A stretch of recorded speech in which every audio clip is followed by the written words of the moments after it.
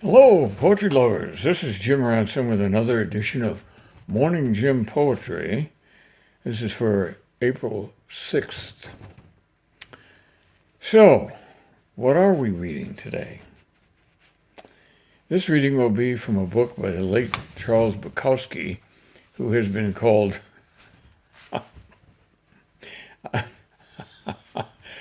the dirty old man of American letters. This is the book. He died on March 9th, which also happens to be my birth date, but he died in 1994 after just completing his last novel, Pulp. I haven't read it. He was 73 at the time, but this book is called, as you may have noticed, Cats, On Cats by Charles Bukowski.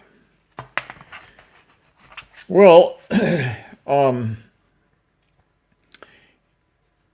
in the case of Bukowski, it is noted by his own book that he has had most of his career, he had 9 cats in the house.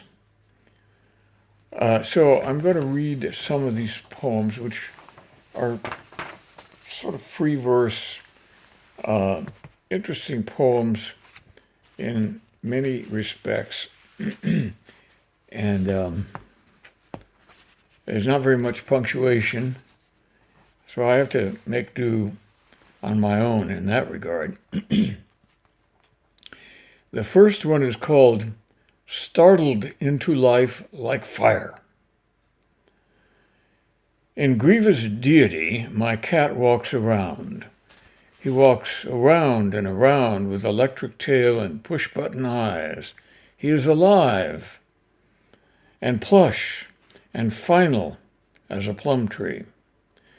Neither of us understands cathedrals or the man outside watering his lawn.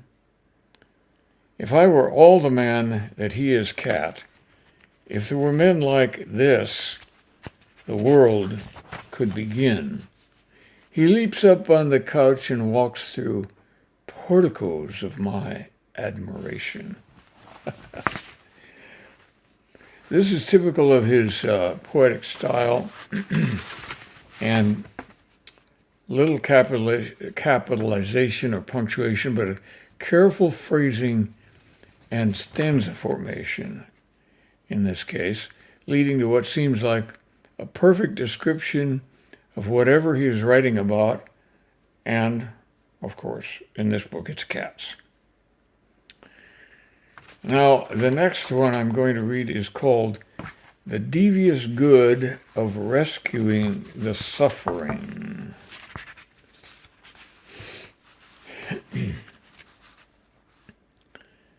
Once very thin and nervous, like a starving musician, I fed him well, and he has gotten fat, like a Texas oilman, and not so nervous, but still odd.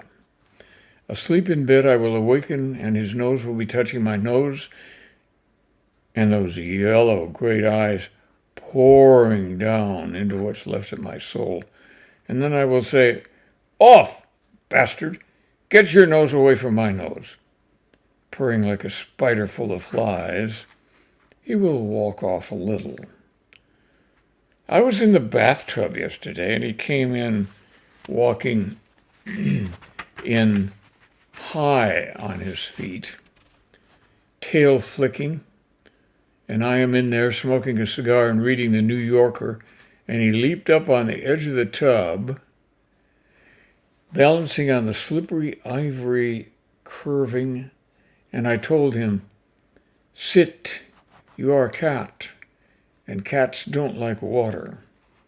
But he went around to the faucets, and he hung there with his black feet, and the other part of him was head down, sniffling at the water, and the water was hot, and he started drinking it, the thin red tongue bashful and miraculous, dipping into the hot water, and he kept sniffing, wondering what I was doing there, what I found so good about it.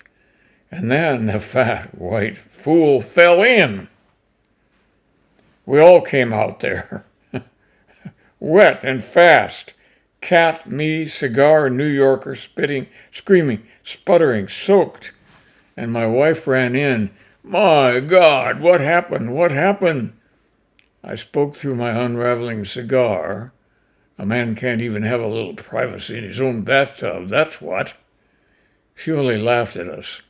And the cat was not even angry. He was still wet and fat, except for his tail, which now looked almost as thin as a rat's tail, and very sad. And he began licking himself. I used a towel. Then I walked into the bedroom, got into bed, and tried to find my place in the magazine. But the good mood was broken. I put the publication down and stared up at the ceiling, emptying into space where God was supposed to be. Then I heard it. Meow. The next stray cat who comes to my door will remain a stray.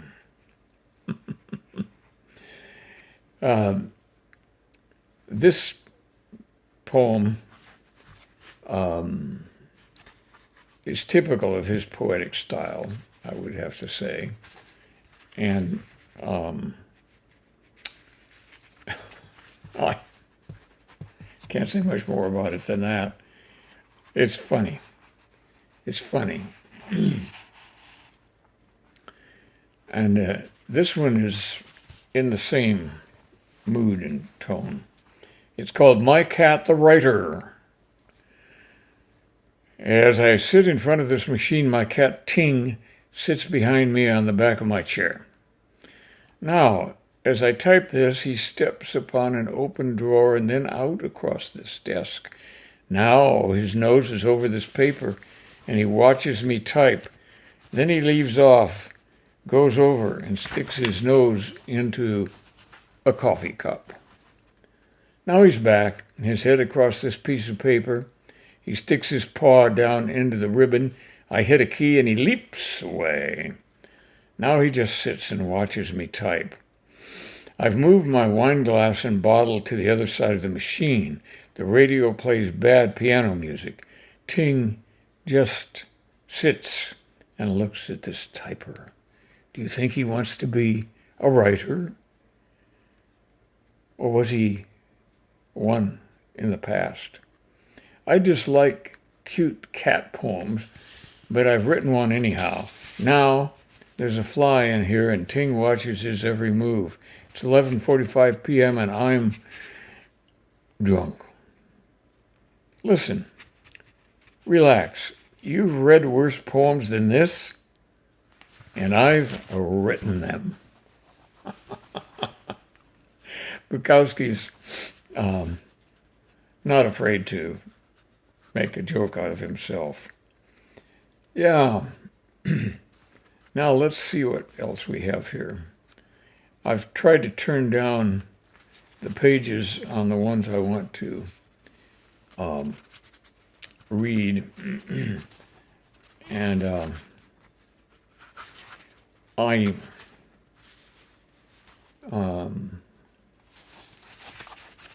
I'm losing a few of them as I go along. This next one is called War Surplus.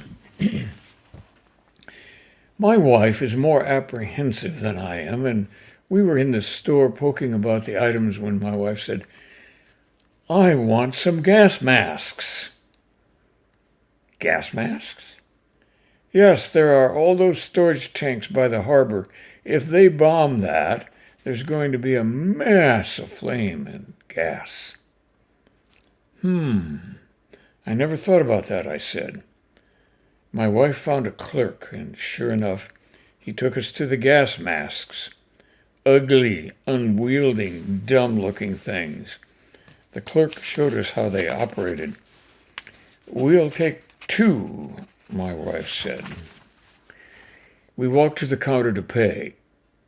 Don't you have gas masks for cats? My wife asked. We have 5 cats. Cats? The clerk asked. Yes, what will the cats do if there's an explosion? Lady, cats are different than we are. They are of a lower order. Oh, I think cats are better than we are, I said. The clerk looked at me.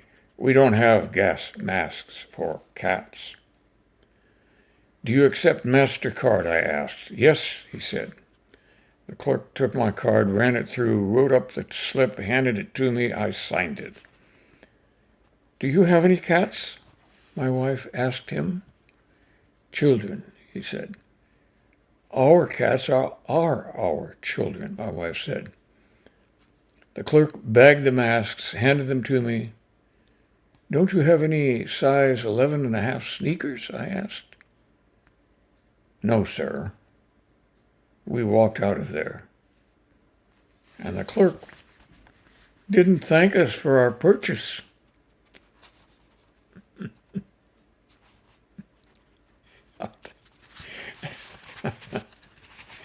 The clerk must have had quite a story about that, if you want to know the truth. All right, let's try one more of Bukowski's cat poems. It's called Cool Fur. One of our fattest cats, Queenie, sleeps upside down just about anywhere, his legs sticking up in the air. He knows that we will never step on him, but doesn't know how nervously and incompletely we humans sleep and live.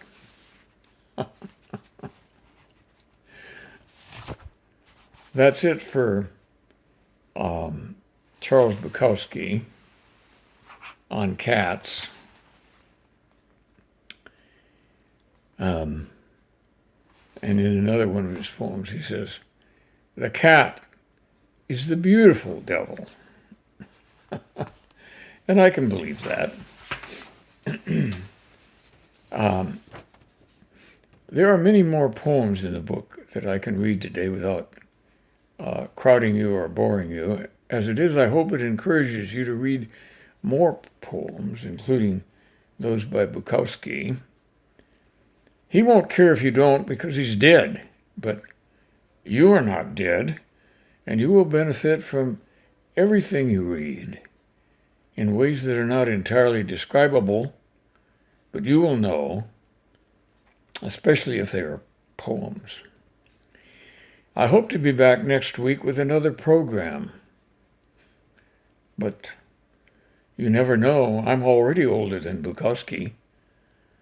Try to show up if you can. Bye now.